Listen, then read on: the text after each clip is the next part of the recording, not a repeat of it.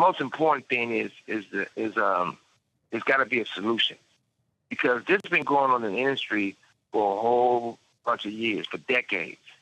And at the same time, you know, nobody wants this to be true, and it shouldn't have to be true.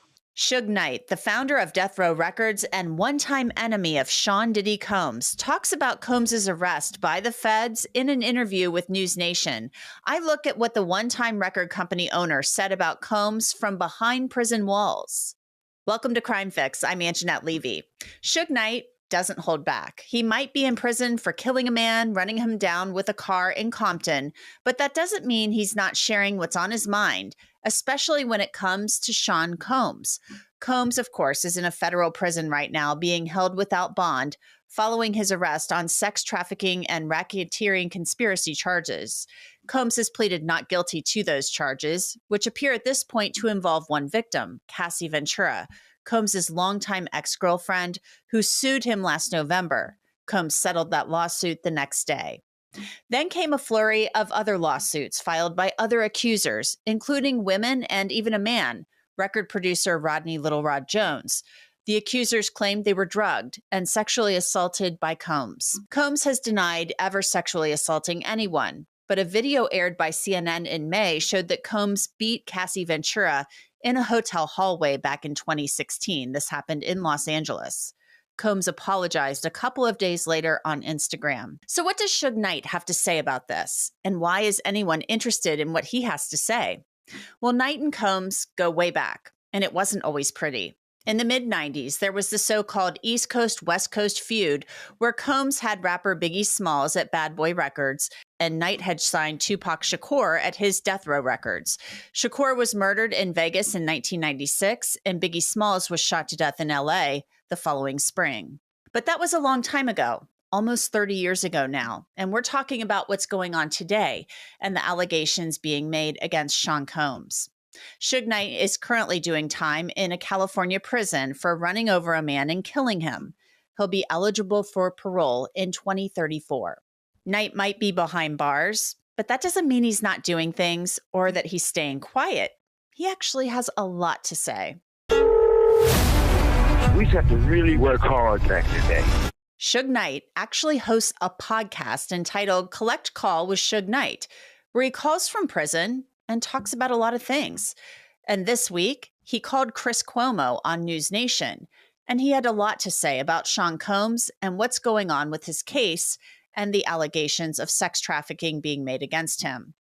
One thing he talked about is whether or not he believes Sean Combs is safe being in jail. Sean Combs didn't want to be in jail. He wanted to post bail, a bail of $50 million, but the judge denied that request. He's in the MDC, and that's a federal prison with a really awful reputation. Knight was asked whether he thinks Combs is safe behind bars. I don't ever want to say he's in danger, and neither should he say that. Because once he gets to the point where they feel he's going to be suicidal to himself, harmful to himself, once they put him on suicide watch, you had a right to nothing. No socks, no drawers, no T-shirt, no blanket, no sheets. You asshole naked in a cell as a crazy man. So he definitely don't want to do that. And the other advice I would tell him, you know, maybe he should get on the Jewish diet. Because the kosher meals is way better than the food somebody else is making for you. At least they're going to come hot. They're going to come sealed, and you got to be the one to open them. That's very important. What about people trying to hurt him? Go to jail. I mean, one of the things is this. I don't care who you are. Prison and jail is a negative environment. If somebody can do something to them and get a name for themselves, they're going to actually do it. Or they can do whatever they feel they got to do to prove themselves. But we also got to learn. We got to learn from our mistakes. Everything don't have to be a mistake. You got to better yourself. But we all know what we sign up for in life. Suge Knight is obviously in prison, and we know a lot about him because he's a celebrity, of course. He grew up in Compton. He played football at UNLV, and then he came back to Compton and founded Death Row Records. But do you want to know more about him, maybe about his criminal and traffic records? I went to Truthfinder to see what I could find. Suge's first name is really Marion. I put in Marion Knight and his criminal and traffic records come up. It shows Suge Knight was charged in 1994 with felony second-degree robbery and a misdemeanor in 2010. Now he's serving time for killing a man by hitting him with his car. Even if you're not in true crime, Truthfinder can show you things from a person's past and registered sex offenders near you. Also, you can use it to see what's online about yourself. You can get 50% off right now of confidential background reports. Just log on to truthfinder.com/LCCrimeFix and start accessing information about almost anyone. Now, I mentioned earlier that there was bad blood between Suge Knight and Sean Combs many years ago. But both Knight and Combs are fathers, and what happens to them impacts their children. Knight talked about how Combs being in prison is likely impacting his kids, and the accusers in the case, how this might be impacting their children as well. Well, first of all, I'm not calling you or nobody else to get nobody to believe anything regarding him. Like I said, and I always say, me personally, I don't jump up and down and cheer for no black man going to prison or any other man, any other human being going to prison. Because people think prison is always the answer. I'm not saying a lot of people don't deserve to do their time and see what's going on. But at the same time, that's not no cheerful thing, because when you look at it, that man have kids. Mm-hmm. And whatever affects him definitely affects his kids. Mm-hmm. And I know there's a lot of victims involved in it, and whatever affects them affects their kids. So it's not a good thing to be talking about any about the next person. But it's not a gray area with me. Now, I think anybody can empathize with children being impacted by their parents' situation and trauma. As the interview went on, talk turned to the freak-offs. Those are, of course, the alleged parties that were described in Cassie Ventura's civil lawsuits and that the U.S. attorney described when announcing the indictment. The indictment alleges that Combs abused and exploited women and other people for years, and in a variety of ways. As alleged, Combs used force, threats of force, and coercion to cause victims to engage in extended sexual performances with male commercial sex workers, some of whom he transported or caused to be transported over state lines. Combs allegedly planned and controlled the sex performances, which he called freak-offs, and he often electronically recorded them. The freak-offs sometimes lasted days at a time, involved multiple commercial sex workers, and often involved a variety of narcotics, such as ketamine, ecstasy, and GHB, which Combs distributed to the victims to keep them obedient and compliant.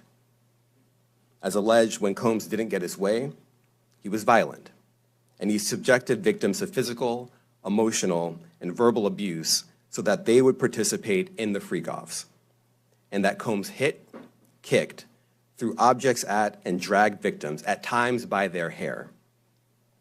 On one occasion in March of 2016, that conduct was captured on video and later reported in the media. Specifically, Combs kicked, dragged, and threw a vase at a victim in a Los Angeles hotel when the victim was attempting to flee. As alleged, these assaults often resulted in injuries to the victims, which took days or weeks to heal. In addition to the violence, the indictment alleges that Combs threatened and coerced victims to get them to participate in the freak-offs. He used the embarrassing and sensitive recordings he made of the freak-offs as collateral against the victims. And the indictment alleges that he maintained control over the victims in several ways, including by giving them drugs, by giving and threatening to take away financial support or housing, by promising them career opportunities, by monitoring their whereabouts, and even by dictating their physical appearance. Days-long sex parties with sex workers where participants sometimes needed IVs to recover? It sounds awful. Suge Knight talked about where he thinks Sean Combs came up with this type of thing. And at the same time, Puffy didn't react or get where he got or doing those things or those allegations by himself. He was taught from people before him, and he did it to the younger people after him. And we can talk all day and say what's true and what's not true. The only true part about it is videos, conversations, and people can see what they've done. Mm-hmm. But for it being happy and proud and say what do people think, that's irrelevant. So Suge Knight basically claims that Sean Combs learned this behavior from other higher-ups in the record industry based on how he was treated when he was younger. Is that what you're suggesting about Sean Combs, that he was sexually abused and he now sexually abuses? Yeah, I think that's absolutely right. I think he repeat what was done to him. And like I said, if you look at Russell Simmons, you know the truth. Andre Harrell, you know the truth. Clyde Davis, you know the truth. Jimmy Iovine, you know the truth. It was at a point where it's like a whole sex trade, because you take Nicole from the Pussycat Dolls, she used to push the line for people to participate. She was messing with Jimmy Iovine when Jimmy Iovine was married to one of the most incredible women in the world named Vicky, and she used to go around and sing that song and change the lyrics to make it put Vicky down. So there's not certain things that all of a sudden you got this. The industry is a quick business. It's been like that for a long time. Mm. And the casting couch is real, but it's for women and men. But far from all that, I think the most important thing is I feel like they should let Puffy tell his truth. I'm quite sure he's going to expose a lot of people. I'm sure he's going to move forward with it.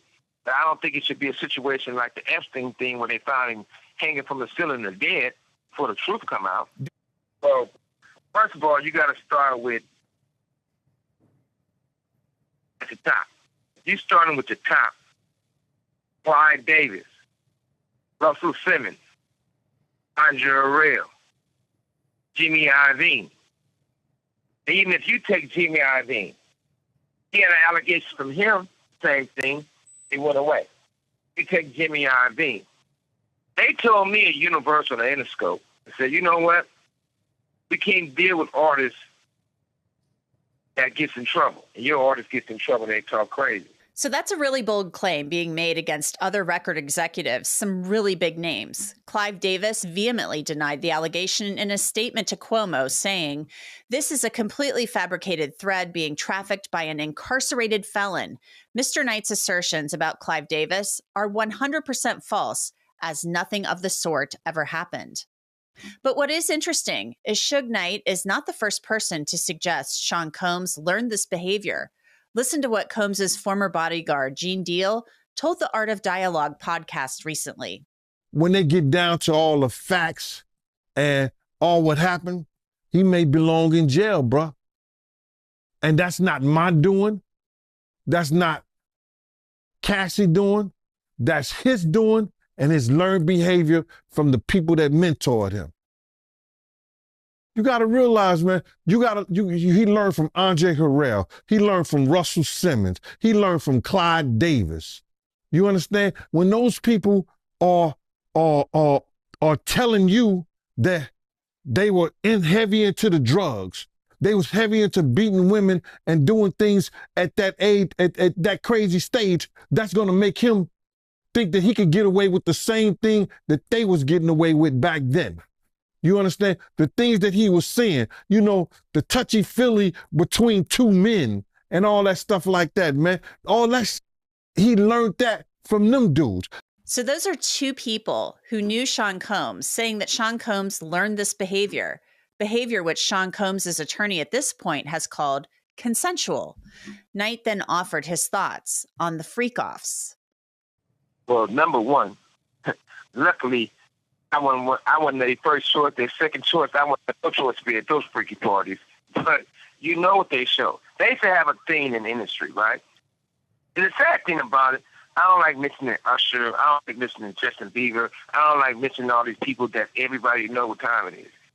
So at the same time, they used to have a joke. They never played this joke with me. And They used to walk in the Interscope office.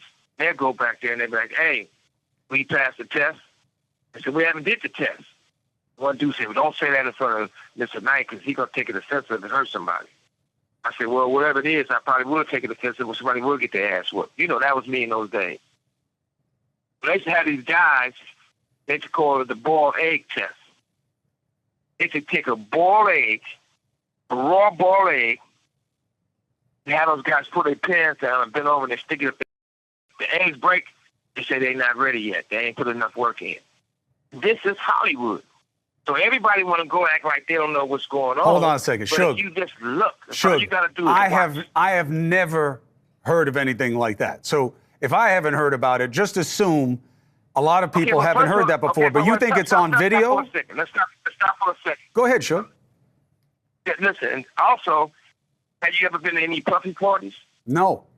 You sure they had a long time to think about it. But if you haven't been in those butt naked parties, even some of the preachers been in those parties, and they wasn't on their knees praying for God. See, they was praying for somebody to have come real quick or something. But I wasn't there, but there's proof of it. But at the same time, everybody want to look around and act like something going on that wasn't right. It's the facts of life in the industry. So that was kind of graphic, but this is what Suge Knight is saying. And at one point, he ran in these circles. Knight also talked about Sean Combs, who he calls Puffy, because that's how he knew him in the 90s, as Puffy, being violent with Cassie Ventura and a woman he called Capricorn. Jimmy, Security, and Puffy pulled up on Capricorn and started telling her that she got to settle with him. She got to take this money. She got to do this deal. And whooping her ass and doing all the shit they took her to. And guess what? She settled. She took the money. And the money didn't come from Puffy. It didn't come from Shimmy. It came from Interscope or Universal. And they paid her through it like she was getting a paycheck for working there. And then they made the girl, I think she had to pay taxes on it. So that's even more crazier. So when you look at all these things and everybody want to say Puffy, Puffy, Puffy, don't get me wrong. Yeah, Puffy stepped in this shit, and even if he wiped the shit off his shoe, it still stinks. But he's not the only one. They got all the tapes. So there you have Suge Knight saying that Sean Combs is not the only one. He's making these bold claims about the music industry. Sean Combs has pleaded not guilty, as I've told you. Here's his lawyer, Mark Agnifilo. His resolve is the same. He believes he's innocent. I believe he's innocent. And we're going to fight this case with all of our might until we don't have to fight any longer. The fight continues. We're not giving up by a long shot. I told Mr. Combs I'm going to try and get his case to trial as quickly as possible. I'm going to try and minimize the amount of time he spends in very, very difficult and I believe inhumane housing conditions in the special housing unit of the Metropolitan Detention Facility. And I'm going to do everything that I can to move his case as quickly as possible. And Mark Agnifilo told a TMZ documentary that Combs plans to testify at his trial whenever it's scheduled. So this trial will certainly be a he said, she said, and likely what the tape shows type of event. And that's it for this episode of Crime Fix. I'm Anjanette Levy. Thanks so much for being with me. I'll see you back here next time.